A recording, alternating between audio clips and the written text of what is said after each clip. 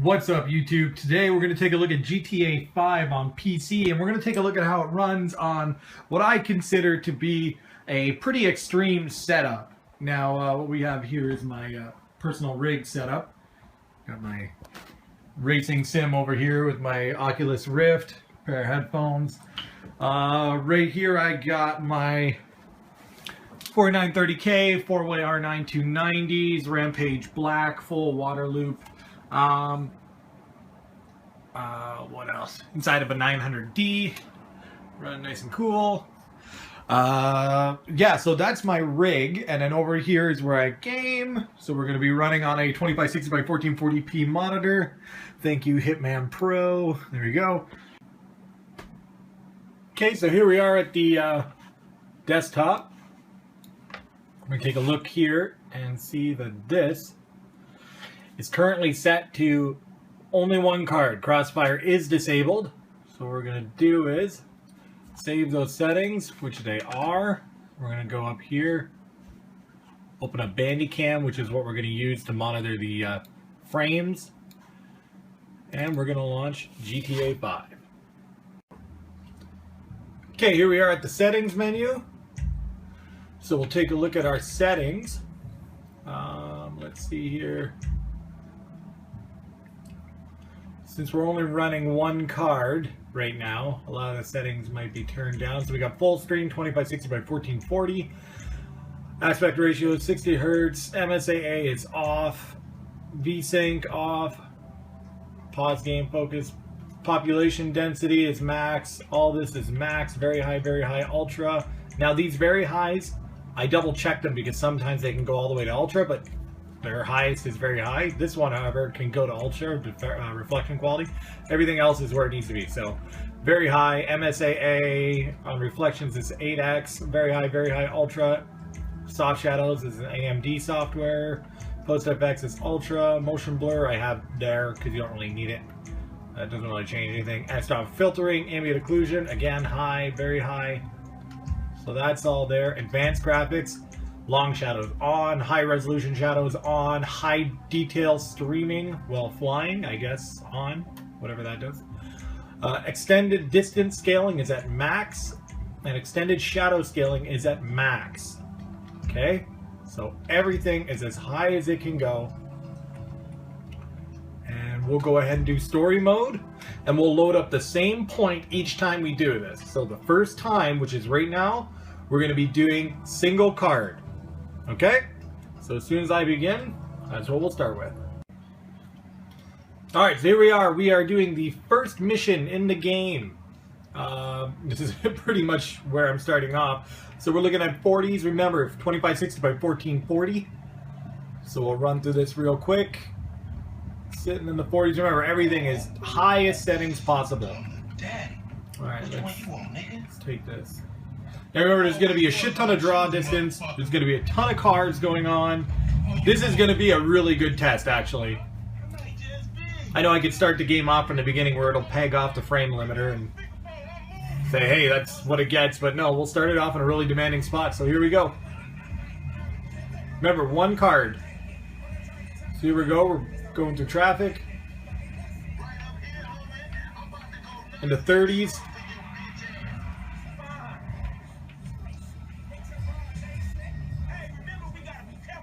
Staying solid in the 30s. I mean, for 2560 by 1440, now we're in the high 30s, low 40s. For that kind of resolution with everything absolutely pegged. Like, I've seen plenty of people say, oh, look at max settings, and you forget that there's another menu you can go through and put all the scales up. A lot of the stuff can be put to ultra, not just very high. Like, this is as high as it goes, minus AA. So here we are, still in the 40s. Remember, one card.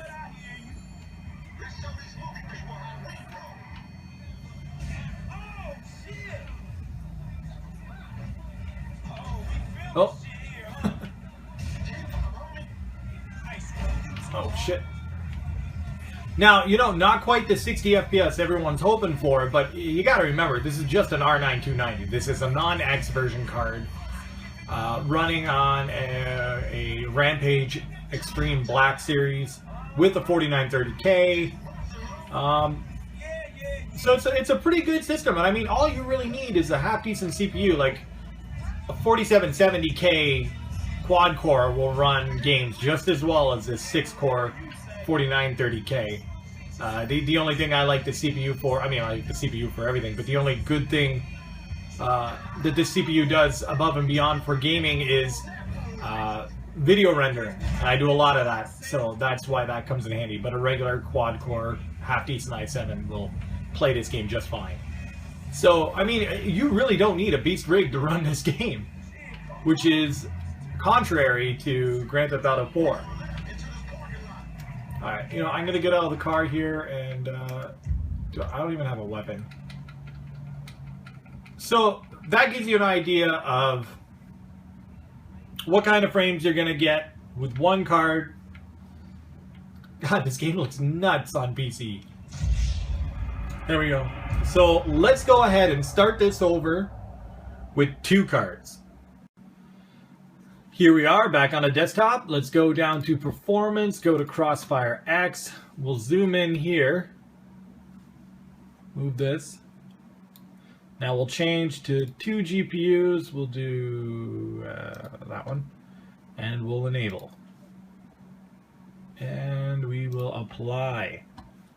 Now we're going to be running in Crossfire. So the next clip you'll see is the game running with 2 GPUs.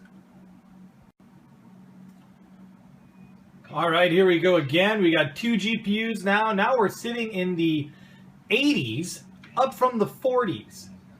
So there we go.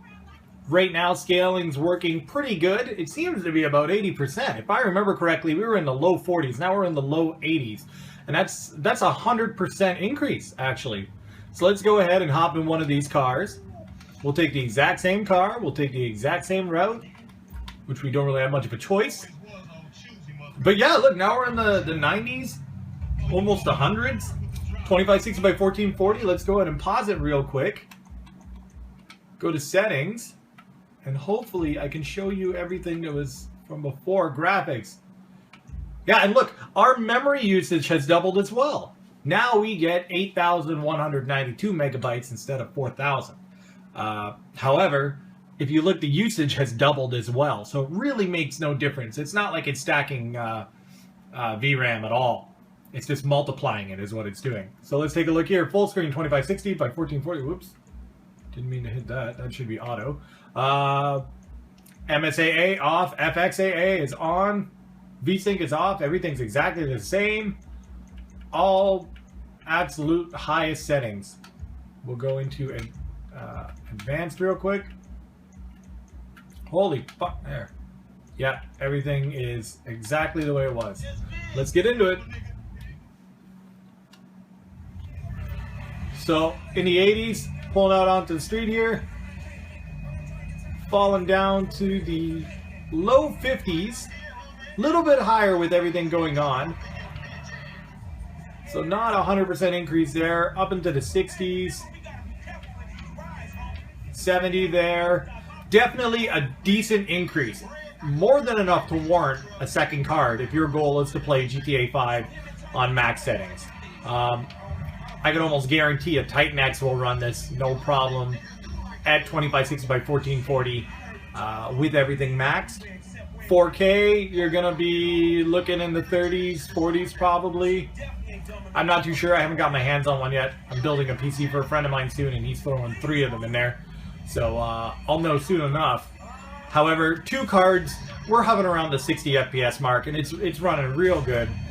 So far, scaling is very good in this game. Look, in the 70s there, before we were in the 40s. It's definitely well optimized. Scaling is great so far. I've yet to see any real big dips. And we have the exact same stuff going on screen as we did before. So, I mean, you can quick switch back to earlier on in the video and take a look at the difference. So, that'll give you an idea. But so far, I am very impressed. Definitely worth upgrading if you only have one card and you're worried about getting a second one. to run this game at max settings, you will not be throwing your money away. Alright, let's stop here for a second. So, yeah. We'll just walk around here real quick, look up, look down. Peeking at the 120s, 125s. Okay, so that was 2 cards. Now, we're going to go back to the desktop, and we're going to go ahead and do 3 cards. And here we are back at the desktop. We'll go ahead and open up our Catalyst Control Center here. We're going to go into Performance, Crossfire X, and we are going to select 3 GPUs. So you see right there, 3 GPUs. Go to Apply.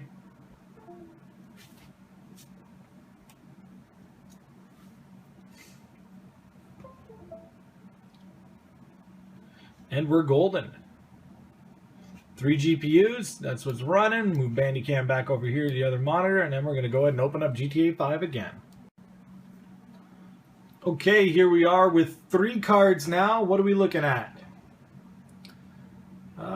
Little bit higher. I'm seeing hundreds now. 130s looking that way. So definitely higher than before. We've picked up, we're at 116, 115. Before we were at 82. So we've picked up 30 FPS above what we were at before. So far, I mean, it's not the 100% scaling jump that we saw before. Like right here, we're at 105. And before we were at 82, 103, 105, and we're at 82. So it is not 100% scaling, almost like it was before. I'd say this is about 50% above and beyond that. Now, what this may do is keep frames more stable above the 60 FPS mark. I mean, look at this. No, we're down to 60, 130, 130, 60, 70, 90. It's fluctuating up and down, but the key thing is it's staying above that 60 FPS mark. So here we are, 130 here. Now we're going to pull out on street 255. Pull it onto the street here. We're in the hundreds. Remember, we dropped down to the 50s here. So here we are in the 50s. So it seems to be stable around 50, 60 FPS. It is going to wildly swing up and down above from that. I'd be interested to see if it does drop below that frame rate of like the high 50s. If it does that, then I would consider it worth keeping the 3rd card on if it does not drop below that, just to keep frames stable above 60. But right now we're in the 50. There you go, right there into the 40s for half a second. There again. It really depends on what's going on. I mean, your headroom for frame rate has really gone up with the 3rd card. However, your average frame rate, from what I can tell cruising through the city, is right around the same place that it was with 2 cards. Perhaps even a little bit lower. Here we've gone up to the 70s. 80s here. We were more comfortably in the low 70s there, so we picked up about 15 frames per second in that spot. Cruising down this this alleyway here in the hundreds. I'm pretty sure we were in the 70s the last time. Again, doing all the same stuff. 50s here, 60s.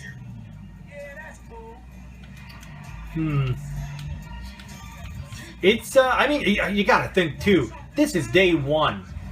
And these are drivers that are a few months old. Or at least, it is 15.3 AMD drivers. So however old that is. So now we're at the hundreds, now we're down back to the 60s.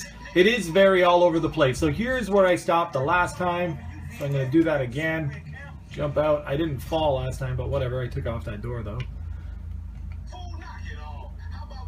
And let's take a look up. What are we gonna get?